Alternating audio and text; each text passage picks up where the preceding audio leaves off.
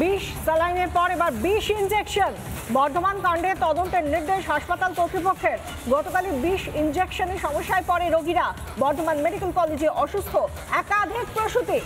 সংশ্লিষ্ট ব্যাচ বাতিলের সিদ্ধান্ত হাসপাতাল কর্তৃপক্ষের। ইনজেকশনের নমুনা পরীক্ষার জন্য পাঠানোর সিদ্ধান্ত।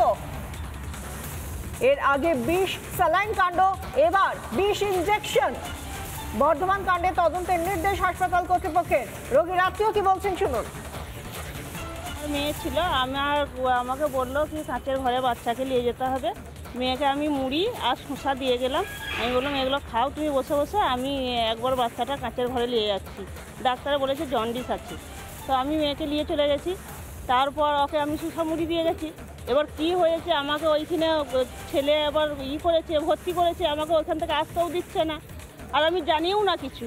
তারপরে যখন আমি শেষকালে বেরোচ্ছি তখন দেখছি না আমার জামাই বাইরে আছে, বলছে এইরকম এই ব্যাপার হয়েছে, তা তাড়াতাড়ি চলো। কি হচ্ছে? মানে খুব কাঁপুনি হচ্ছিল, তারপর জ্বর এসেছিল খুব।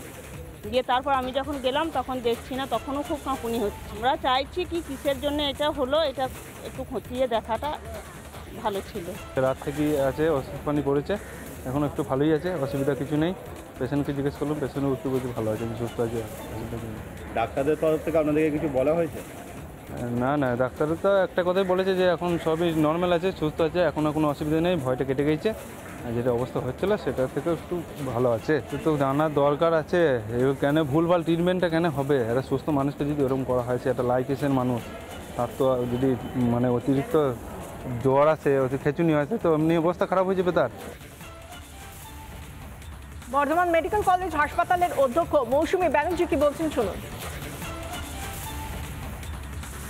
ইয়েস্টারডে অন 3rd মার্চ 6টার সময় শিডিউল যে মেডিকেশন দেয়া হয় পোস্ট অপারেটিভ LUCS মানে লোয়ার ইউটেরাইন সিজারিয়ান সেকশনে যা ইঞ্জেকশন দেওয়া হয়, সেই রুটিন ইঞ্জেকশন দেওয়া হয়েছিল এবং ইঞ্জেকশনের কিছুটা পরেই কিছু ডিসকমফোর্ট হয়েছিল পেশেন্টদের। আমার গাইনি অ্যান্ড মানে গাইনি অ্যান্ড অবস্টেট্রিক্সের সবাই সেখানে ছিলেন এবং তারা ইমিডিয়েটলি ম্যানেজ করেছেন। একটু চেস্ট ডিসকমফোর্ট হয়েছিল কিছু পেশেন্টের, কিন্তু তাদের ভাইটালস সব উইদিন নর্মাল রেঞ্জ ছিল।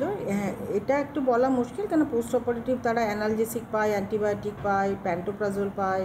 এখন কোনটা থেকে হয়েছে এটা একটু বলা মুশকিল, এটা আমরা ন্যাচারালি একটা এনকোয়ারি করে দেখব নিশ্চয়ই।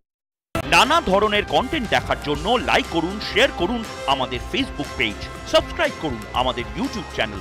পাশাপাশি অন্যান্য ব্রেকিং নিউজের জন্য অবশ্যই চোখ রাখুন রিপাবলিক বাংলায়।